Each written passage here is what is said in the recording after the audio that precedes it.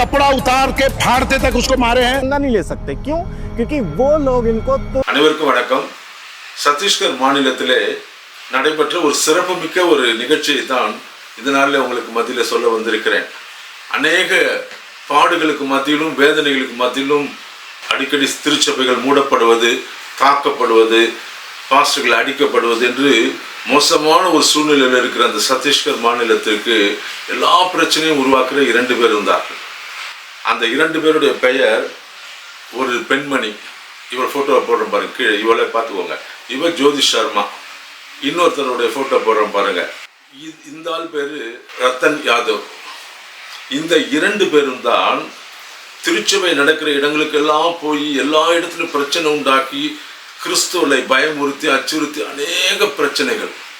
கடந்த 2 வருடமாக திருச்சபைகளுக்குள்ளாக ஏற்பட்ட அத்தனை பிரச்சனைக்கும் இந்த 2 பேர் தான் காரணம். சமீபத்தில் உங்களுக்கெல்லாம் தெரியும், ஒரு கன்னியாஸ்திரி அவர்கள் தங்கள் வேலைக்காக பெண்களை அழைத்து வரும்போது ரயில்வே ஸ்டேஷனில் போய் ஒரு பெண்மணி தகராறு செய்து பெரிய பிரச்சனை உண்டாக்கி அதுக்கு சிறுபான்மை மக்கள் நல கட்சி கூட ஒரு கண்டன ஆர்ப்பாட்டத்தை சென்னையில் நடத்தணும். அந்த நிகழ்வுக்கு கூட இந்த பெண் தான் காரணம். இப்படி திருச்சபையை மோசமாக தாக்கி பயமுறுத்தி இந்த மாதிரி என்னெல்லாம் பண்ணுவாங்க பாருங்கள். இங்கே பாருங்கள், வாழை சுற்றி எப்படி ஆடுறாங்க. இப்படி தான் இவங்க பயங்கரம் பேசுவாங்க. அப்படியே அடிச்சிடுவேன், வெட்டிடுவேன், குத்திடுவேன் அப்படின்னு போய் தேவன் ஒரு மனிதனை வைத்து ஒரு கூட்டத்தை வைத்து அடக்கி விட்டார். இந்த சுவையான செய்தியை தான் உங்களுக்கு மத்தியில் சொல்கிறேன். காணொலிக்குள்ளே போகும், மிக அற்புதமான காணொலி, கடைசி வரைக்கும் பாருங்கள். இந்த சேனலை கிறிஸ்டியன் பொலிட்டிக்கல் டிவி என்ற இந்த சேனலை நீங்கள் முதல் முறையாக பார்ப்பீர்கள் என்றால் சப்ஸ்கிரைப் செய்து வைத்துக் கொள்ளுங்கள். இப்படிப்பட்ட அரிய பல காணொலிகளை உங்களுக்கு நாங்கள் கொடுத்து கொண்டே இருப்போம்.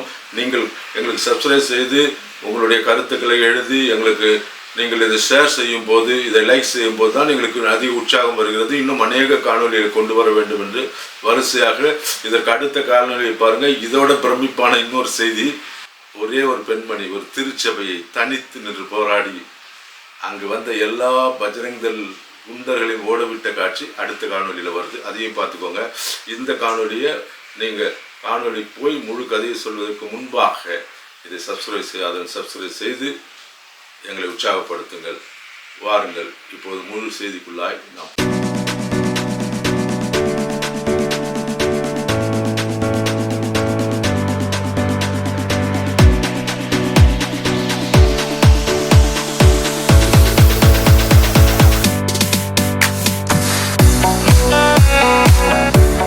முதலாவது இந்த பாஸ்டரை பாருங்க.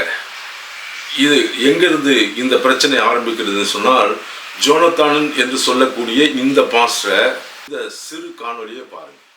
आप सब वहाँ पर मौजूद थे, लेकिन मुझे छेड़ते हुए आपने कहीं देखा है? तो फिर ये सरासर झूठा इल्जाम है मुझ पर. जब मेरे साथ ये चीज़ें हो रही थी, वो महिलाएं मेरे आसपास भी नहीं थी, मैंने उन्हें देखा भी नहीं था. और ऐसे में उन महिलाओं का பார்த்தீர்களா, இவர்களை எப்படி அடித்து தாக்கினார்கள் என்று பார்த்தீர்களா? இப்படித்தான் அவரை வீட்டிலே தன் குழந்தைகளோடு உட்கார்ந்து பேசி கொண்டிருந்த மனிதனை ஒரு பஜ்ரங்தள் கூட்டம் உள்ளே புகுந்து அவரை அடித்து வெளியே இழுத்துட்டு வந்து மதமாற்றம் செய்கிறார் என்று சொல்லி அவரை பெரிய பிரச்சனை பண்ணி ரோட்ல அடித்து சட்டெல்லாம் கிழிச்சிட்டாங்க. கிழிச்சு அந்த காட்சியை தான் நீங்கள் பார்க்குறீங்க. இதற்கு காரணமும் அந்த 2 பேர் தான். நான் சொன்ன முதலில் சொன்ன 2 பேர் தான்.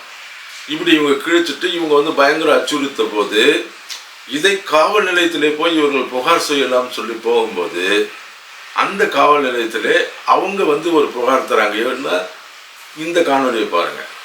जो इस बात को बोलती है कि हम तो कानून को साथ लेकर गए थे चर्च को बंद करवाने के लिए, यानी ये बताते हैं कि हम तो पुलिस को साथ लेकर गए थे जी, हमने तो देखो वहाँ पर कुछ दिखाई दे रहे हैं. तो दोस्तों इसके कपड़े फटे भी नहीं थे, और जब ये कैमरे के सामने जाती है तुरंत इसके कपड़े फट जाते हैं. तो दोस्तों आप இந்த பெண்மணியை பார்த்தீங்களா, இவங்க வந்து தன்னோட ஷர்ட்டு கிழிஞ்ச மாதிரி ஒரு காட்டுறாங்க. பார்த்தீங்களா, இது பொய் தகவல் என்பதை நான் பின்னாலே வீடியோவை போட்டு விளக்குகிறேன், அப்புறம் பாருங்கள். இப்படி ஒரு பெண்மணி எடுத்து வந்து இவர் இந்த ஷர்ட் இந்த லேடியை தொட்டு இதை கிழிச்சிட்டாருன்னு ஒரு பொய் புகாரை கொடுக்க வராங்க. காவல்துறை 2 பேருடைய புகாரும் எடுக்கவில்லை. ஆனால் பிரச்சனை என்னன்னா, அவங்க பஜ்ரங்தளோடு நின்று அவர்கள் காவல்துறை கிறிஸ்துவர்களை அச்சுறுத்தி அனுப்பிவிடுகிறார்கள். இப்போ இப்படி பாஸ்டரை அடிச்சுட்டாங்க கேள்விப்பட்ட உடனே கிறிஸ்துவெல்லாம் கொதித்து போனார்கள். என்ன செய்வதுன்னு தெரியாது இருக்கும்போது தான் கர்த்தர் ஒரு காரியத்தை செய்கிறார். அதுதான் மகிமையான காரியம். பயந்து இந்த தேசத்திலே வாழ்ந்து கொண்டிருக்க கிறிஸ்தவர்களுக்கு தேவன் எப்படி உதவுகிறார்ன்றதுக்கு சாட்சியாக தான் போடுறேன்.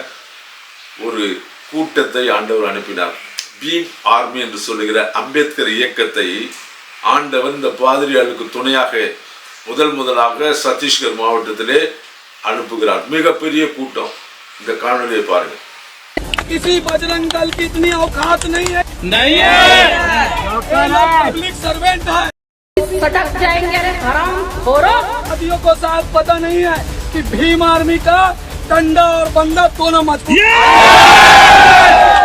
ताकत देखने का इतना ही शौक है तो मिलना जिस दिन दुर्गम बंद करेंगे।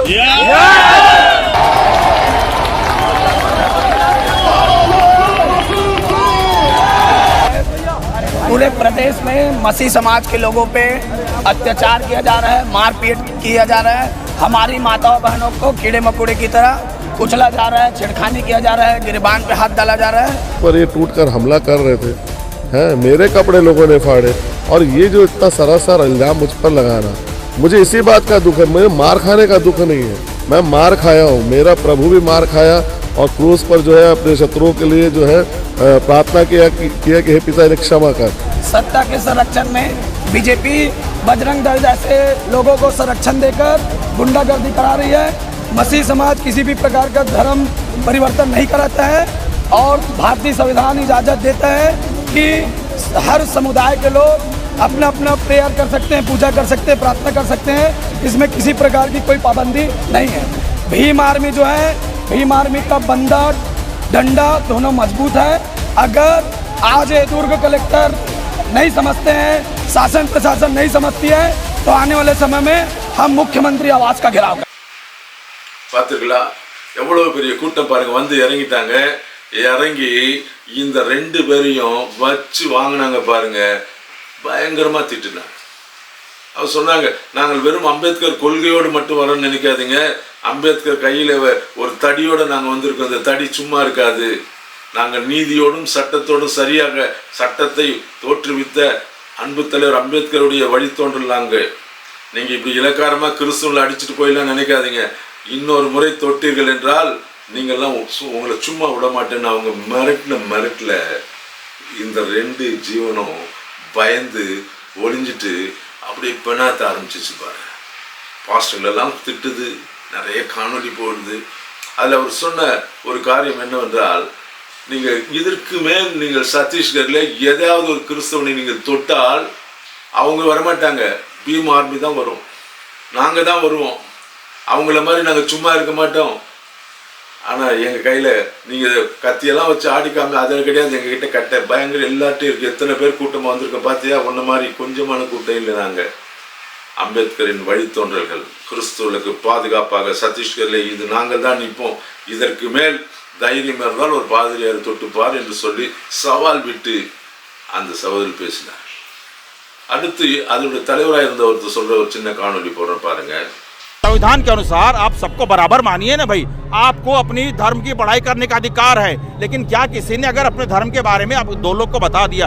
यहाँ तक मैं सुन रहा हूँ कि एक पास्टर अपने घर में बेचारा बैठा हुआ था, 2-4 लोग उनके पास में आए थे, उसको घर में घुस के उनकी पत्नी बच्ची के साथ मारपीट की गई। सर ये कहाँ का अन्याय है? मैं आपके चैनल के माध्यम से कहना चाहता हूँ, निवेदन करना चाहता हूँ, क्योंकि हम लोग बाबा साहब के सिद्धांत को मानने वाले, बाबा साहब के संविधान को मानने वाले लोग हैं। हम लोग हर काम अपने संविधान के दायरे में रह करेंगे, कभी भी कोई काम गलत ढंग से नहीं करेंगे, संवैधानिक तरह से करेंगे। तो हम लोग को ये प्रोटेस्ट करने का अधिकार है। तो हमारी प्रशासन से ये मांग है कि आप संविधान के साथ चलिए और सभी धर्मों को समान दृष्टिकोण से देखिए।